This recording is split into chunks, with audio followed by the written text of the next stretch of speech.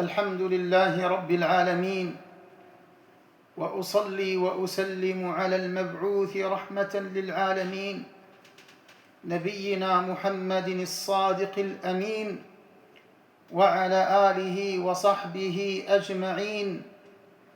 أما بعد، أسأل الله جل وعلا بأسمائه الحسنى وصفاته العلى أن يحفظ بلدنا تونس، وأن ينعم عليها بالخيرات والأرزاق والبركات، كما أسأل ربي تبارك وتعالى أن من أراد ببلادنا وأمننا واستقرارنا خيرا أن يعينه وأن يوفقه وأن يسدده لما فيه الخير والصواب، وأن من أراد ببلادنا وأمنها واستقرارها سوءا أن يجعل تدبيره تدميرا عليه، وأن تكون الدائرة عليه، وأن يكون عبرة لغيره.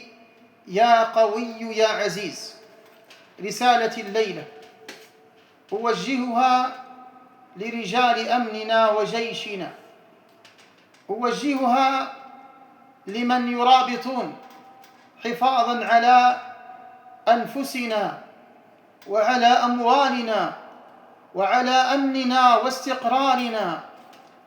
يقول النبي صلى الله عليه وعلى آله وسلم: عينان لا تمسهما النار، عين بكت من خشية الله، وعين باتت تحرس في سبيل الله.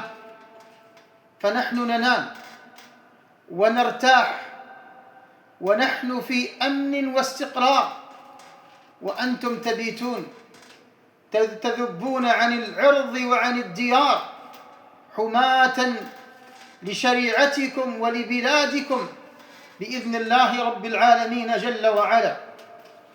فإياكم يا رجال أمننا أن تستمعوا لهذه العقول التافهة التي تنظر لوجوب الانقلاب على ولاة أمر المسلمين. أقول لكم يا رجال أمننا: انظروا إلى الأمر بعين ثاقبة، وإياكم أن تكونوا وقودا للفتنة.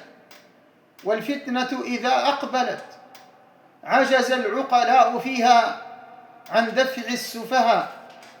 كونوا أنتم العقلاء، كونوا أنتم أهل الرشاد الذين تحمون الديار والبلاد والعباد. كونوا صمام الأمان لبلدكم كما كنتم وستكونون إن شاء الله تعالى. لا تسمعوا لهؤلاء المنظرين الذين لا يخرجون علينا إلا في الفتن، ينظرون لمثل هذه الأمور، فيريدون البلاد أن تكون خرابا ثم يجلسون على تلها. ولكن هيهات هيهات، فهؤلاء الذين يخرجون إلينا اليوم بالأمس القريب كانوا يمسكون بزمام الأمور ومقاليد السلطة فأفسدوا وما أصلحوا. فأين هذا التنظير الذي ينظرونه اليوم للناس لأجل حثهم على الخروج وإحداث الفتن والشرور والعياذ بالله رب العالمين؟ الله عز وجل حافظكم، والله ناصركم بإذن الله جل وعلا، ما دمتم تحفظون أمنكم واستقراركم. وإياكم أن تجروا الناس لما فيه سفك الدماء والشرور. الحرب أول ما تكون فتية تسعى بزينتها لكل جهول، حتى إذا اشتعلت وشب ضرامها ولت عجوزا غير ذات حليل، شمطاء ينكر لونها وتغيرت مكروهة للشم والتقبيل. هكذا هي الفتن، إذا أقبلت استشرفها الناس وأدركها العلماء، وإذا أدبرت عرفها كل أحد. يا رجال أمننا، يا رجال جيشنا، يا أهل بلادنا، الأمور حولكم واضحة. انظروا إلى ليبيا، انظروا إلى اليمن، انظروا إلى هذه البلدان جميعا التي صارت فيها الانقلابات والثورات. هل تحسن اقتصادها؟ هل تحسن مجتمعها؟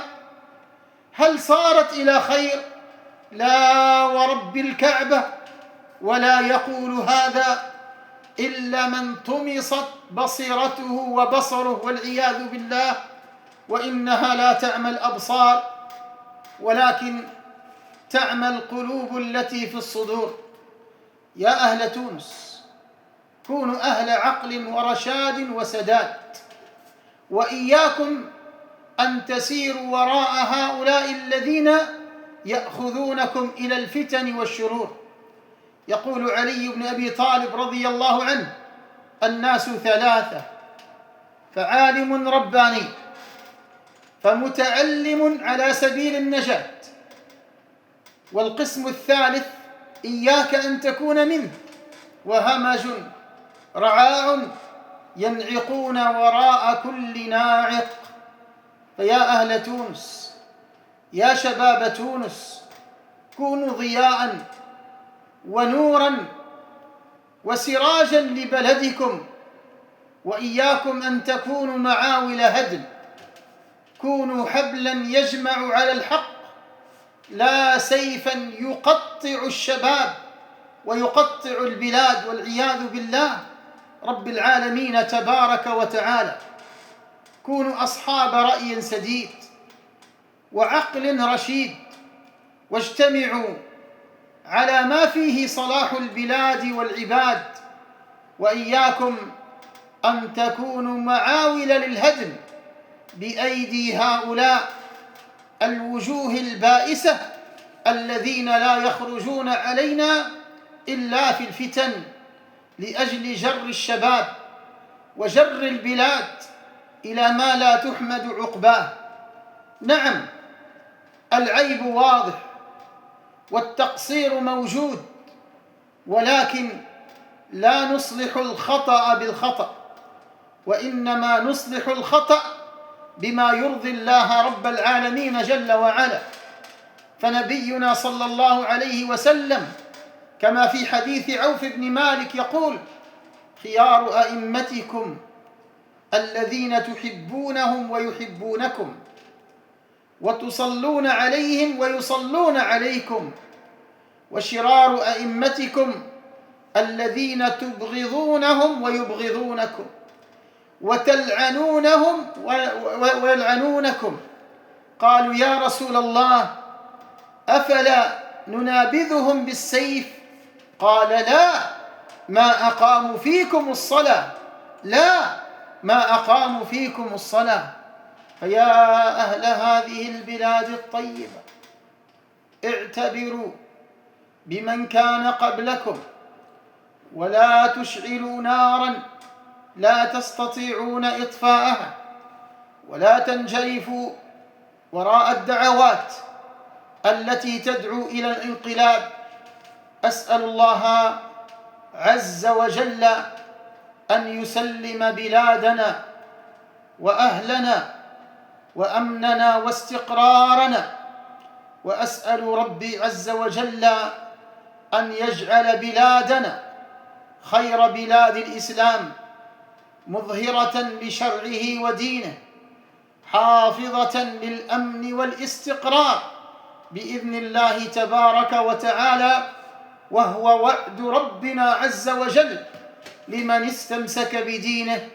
وعد الله الذين آمنوا منكم وعملوا الصالحات ليستخلفنهم في الأرض كما استخلف الذين من قبلهم وليمكنن لهم دينهم الذي ارتضى لهم وليبدلنهم من بعد خوفهم أمنا يعبدونني لا يشركون بي شيئا.